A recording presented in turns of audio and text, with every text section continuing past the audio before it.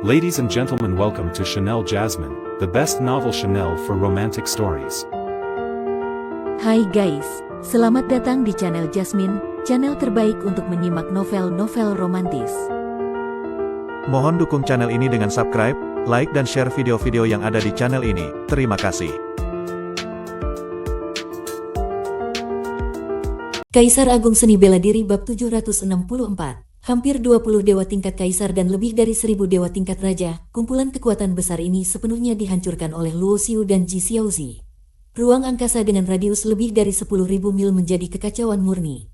Meski ruang yang hancur itu dapat pulih dengan sendirinya, akan membutuhkan waktu yang sangat lama sebelum semuanya kembali normal.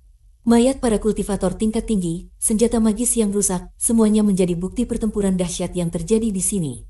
Namun bagi para dewa dari dunia bawah, benda-benda ini adalah harta karun tak ternilai yang jarang terlihat seumur hidup mereka. Tak lama kemudian, berita tentang pertempuran ini menyebar dengan cepat. Para dewa dari berbagai dunia surgawi rendah berbondong-bondong ke medan perang ini, berharap menemukan keberuntungan dan kekuatan. Beberapa berhasil menemukan senjata milik para dewa tingkat raja yang gugur, sementara yang lain mendapatkan senjata magis rusak dari dewa tingkat kaisar yang telah jatuh. Sebuah cincin penyimpanan yang dulunya dimiliki seorang dewa tingkat raja menjadi pusat perebutan sengit di antara para dewa yang bersaing tanpa henti.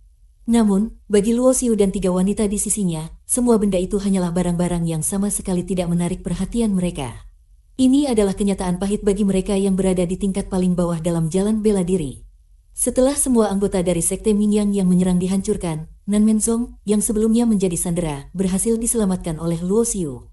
Di dalam jiwanya, Nan Menzong telah ditanamkan segel kesetiaan yang membuatnya tidak punya pilihan selain tunduk sepenuhnya kepada Luo Xiu, berdiri dengan sikap penuh hormat di belakangnya. "Senior, bagaimana caramu mengendalikan orang ini?" Ji Xiaozi bertanya dengan penuh rasa ingin tahu. Bagi dia, ini adalah hal baru yang tampak sangat menarik. Luo Xiu hanya tersenyum tanpa memberikan jawaban karena hal itu terkait dengan rahasia dari gulungan kitab alkimia. Gulungan kitab alkimia adalah sesuatu yang dia peroleh dari Ji Xuanxiong. Namun, interpretasi dan pemahaman seseorang tentang gulungan kitab alkimia bisa berbeda-beda tergantung pada tingkat wawasan masing-masing individu. Misalnya, Ji Xuanxiong memahaminya lebih kepada teknik pemurnian pil, sementara Luo Xiu menemukan elemen-elemen yang lebih mendalam dari gulungan kitab alkimia. Berdasarkan pemahamannya, potensi gulungan kitab alkimia lebih besar dengan fleksibilitas yang lebih tinggi daripada pemahaman Ji Xuanxiong. Teknik rahasia untuk mengendalikan jiwa seseorang sebagai boneka, yang digunakan Luo Xiu, adalah sesuatu yang dia pelajari dari bagian gulungan formasi dalam gulungan kitab alkimia. Teknik ini sangat kompleks dan hanya Luo Xiu yang dapat menguasainya. Dalam mitologi penciptaan alam semesta, dikatakan ada 3 tokoh besar yang mendirikan 3 jalan utama, pengolahan pil, penguasaan formasi, dan pembuatan alat magis. Mereka dikenal sebagai seni bela diri, formasi, dan penempaan senjata. Mereka meninggalkan esensi hidup mereka dalam bentuk 3 teks suci, gulungan kitab alkimia, kitab formasi dan kitab seni penempaan senjata. Ketiga kitab ini konon mengandung kebijaksanaan tanpa batas yang menjadi fondasi jalan-jalan tersebut. Saat ini, Luo Xiu telah memperoleh gulungan kitab alkimia yang lengkap serta bagian dari gulungan kitab formasi. Dia menyadari bahwa inti dari teks-teks ini bukan hanya tentang teknik pengolahan pil atau formasi belaka, tetapi juga sangat terkait dengan jalan utama dalam bela diri. Misalnya, inti dari gulungan kitab alkimia menekankan bahwa bela diri harus dipahami seperti pengolahan pil. Bela diri adalah proses penyempurnaan jiwa. Sedangkan dalam kitab gulungan formasi disebutkan bahwa formasi dapat digunakan untuk memperkuat tubuh dan jiwa, serta mengendalikan segala sesuatu di alam semesta. Saat ini, Luo Xiu baru memahami sebagian dari teks-teks ini. Dia telah menemukan teknik untuk menanamkan formasi pada tubuh fisiknya, tetapi teknik untuk mengintegrasikan formasi ke dalam lautan pikiran dan dantian masih menjadi misteri baginya. Di alam semesta yang luas, pertempuran antara Luo Xiu dan para pengikut Mingyang telah menciptakan kekacauan besar. Para dewa dari dunia surgawi rendah hanya dapat menyaksikan dari kejauhan, tanpa memiliki kekuatan untuk ikut campur. Di luar wilayah suci, Hu Qingqing berhenti di tengah langkahnya. Di hadapannya berdiri seorang wanita yang tak asing lagi, Lu Mengyao. "Saudari Qingqing," sapa Lu Mengyao dengan lembut. "Mengyao." Hu Qingqing terlihat terkejut. Selama 200 tahun sejak Luo Xiu meninggalkan dunia mereka, kedua wanita ini menjadi sahabat dekat karena hubungan mereka dengan Luo Xiu. "Apakah saudari Qingqing hendak pergi ke dunia suci mistik?" Lu Mengyao bertanya. Hu Qingqing tersenyum. "Benar. Aku akan pergi. Entah apakah dalam kehidupan ini kita akan bertemu lagi. Jika demikian, izinkan aku pergi bersamamu," jawab Lu Mengyao sambil menatap Hu Qingqing dengan mantap. Pandangan mereka bertemu, dan seolah-olah waktu berhenti sejenak. Sebagai sesama wanita, mereka memahami isi hati satu sama lain tanpa perlu kata-kata. Jalan ini sudah ditakdirkan sangat sulit. Mungkin sampai mereka menghabiskan seluruh hidup mereka hingga usia senja dalam kesepian, mereka masih belum bisa mengejar jejak Luo Xiu yang jauh di depan.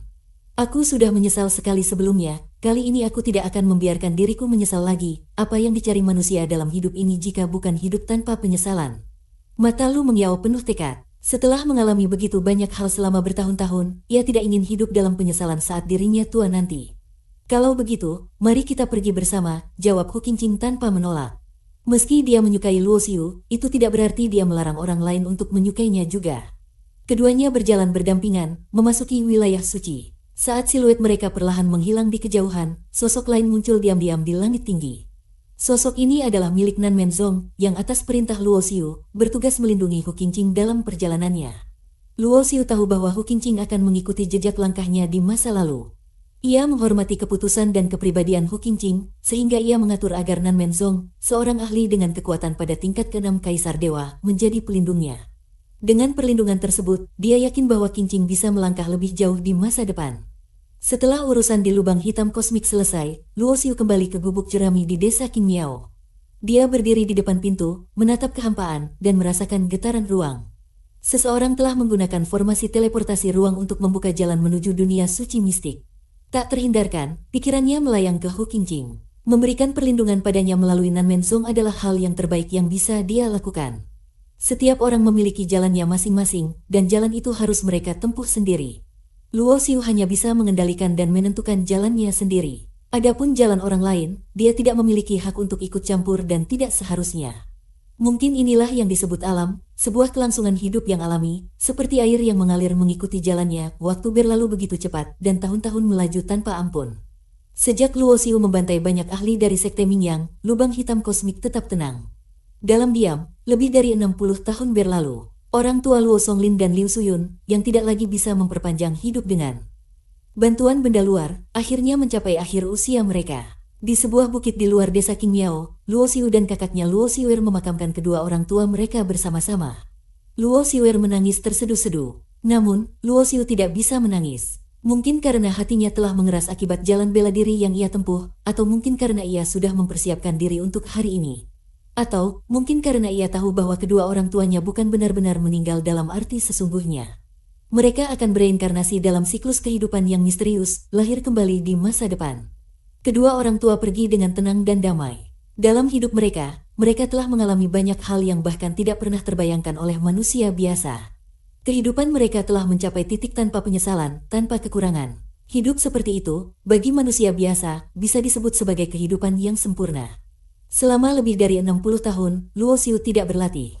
Hampir seluruh waktunya dihabiskan untuk menemani kedua orang tuanya. Selama waktu itu, ia merenungkan kehidupan, memahami esensinya dalam kedamaian, dan hatinya semakin mendalam serta tercerahkan. Meskipun ia tidak sengaja berlatih, tingkat kultivasinya secara alami semakin mendekati kesempurnaan. Ia hampir mencapai terobosan menuju tingkat Raja Dewa. Hari itu, Luo Xiu pergi ke luar angkasa. Ia memandang dunia samudera bintang dari atas, dan dalam hatinya tidak ada lagi yang perlu ia renungkan. Boom, di luar angkasa, tanpa tekanan hukum surga, Luo Xiu memilih tempat ini untuk menghadapi tribulasi. Sambaran petir yang deras seperti air terjun menghantam dengan ganas, langsung menutupi wilayah sejauh lebih dari 100.000 mil. Dari kejauhan, Ji Xiaoxi dan yang lainnya berdiri di atas kapal perang emas, menyaksikan petir hukuman surgawi yang mengerikan ini dengan hati penuh kekhawatiran. Apakah ini tribulasi petir kakakku? Ini terlalu menakutkan, wajah Ning Hanyu penuh dengan keterkejutan. Jika dia yang harus menghadapinya, satu petir saja cukup untuk menghancurkannya menjadi debu. Sedangkan Ji Xiaoxi bahkan lebih terguncang. Ketika dia menerobos ke tingkat Kaisar Dewa, tribulasi petir yang dia alami tidak ada apa-apanya dibandingkan dengan Luo Xiu. Perbedaan antara keduanya tidak hanya 10 kali lipat. Namun, meski tribulasi petir itu sangat mengerikan, bagi Luo Xiu, itu bukan masalah besar. Dia memiliki tubuh yang abadi. Kecuali tribulasi petir cukup kuat untuk membunuhnya dalam waktu singkat, tidak peduli seberapa parah cedera yang dia alami, dia tetap bisa bertahan. Petir-petir mengerikan itu terus-menerus menghujani, dan tubuh Luo Xiu semakin kuat di bawah tempaan tribulasi tersebut. Tingkat kultivasi dan kesadaran spiritualnya juga meningkat pesat, karena tribulasi petir tingkat besar ini tidak hanya ujian tetapi juga kesempatan untuk evolusi dan pencerahan. Boom! Gerbang pembatas tingkat besar akhirnya terbuka. Di dalam tubuhnya, pintu yang tak terlihat tampaknya telah terbuka. Pada saat itu, Luo Xiu merasakan pencerahan luar biasa, seperti air yang mengalir, seluruh tubuhnya terasa segar dan lega. Di dalam lautan energi di dantiannya, 36 bintang semakin bersinar cemerlang. Di bawah tempaan tribulasi petir, kekuatan yang terkandung dalam bintang-bintang ini menjadi semakin kuat. Meskipun mereka belum mencapai tingkat senjata suci kerajaan yang sempurna, jaraknya sudah tidak jauh lagi. Selain itu, kekuatan dunia dalam 36 titik di kedua lengannya juga semakin besar, dan energinya semakin melimpah. Tribulasi petir berlangsung sangat lama. Hingga semua kilat petir lenyap, sosok Luo Xiu akhirnya muncul kembali. Pakaiannya telah hancur menjadi debu. Tubuhnya panjang, sempurna, dan setiap inci dari tubuhnya seperti mahakarya terbaik dari alam semesta. Di sekelilingnya muncul berbagai fenomena. Segala hukum dari berbagai dunia terus berkembang, kadang-kadang menampilkan hukum kehidupan dan kematian serta waktu, kadang-kadang menunjukkan keajaiban dari berbagai teknik ilahi. Elemen seperti emas, kayu, air, api, tanah, angin, petir, yin, dan yang semuanya terkandung di dalamnya. Raja Dewa, Luo Xiu menutup matanya sedikit, merasakan kekuatan ilahi yang melimpah dan tak berujung di dalam tubuhnya. Pemahamannya tentang hukum juga telah mencapai tingkat ke-6 dalam kesempurnaan. Dahulu, ia mampu melawan lawan dari 2 tingkat besar di atasnya. Namun kini, setelah mencapai tingkat Raja Dewa, ia belum mampu melawan Dewa Agung. Semakin tinggi tingkat kultivasi dalam seni bela diri, semakin besar perbedaan antara setiap tingkat. Kesulitan untuk menembus batas juga semakin tinggi, dan kemampuan untuk melawan lawan di tingkat lebih tinggi semakin kecil. Seorang ahli tingkat Dewa Agung sudah memiliki kekuasaan tertentu dalam kosmos luas ini. Mereka menguasai hukum dasar tingkat ke-8. Namun, Luo Xiu tidak berkecil hati. Meski dikatakan hanya ahli tingkat Dewa Agung ke atas yang dianggap sebagai ahli sejati di alam semesta, dia yakin bahwa dengan waktu yang cukup, ia tidak akan lama lagi mampu bersaing dengan mereka. Bersambung.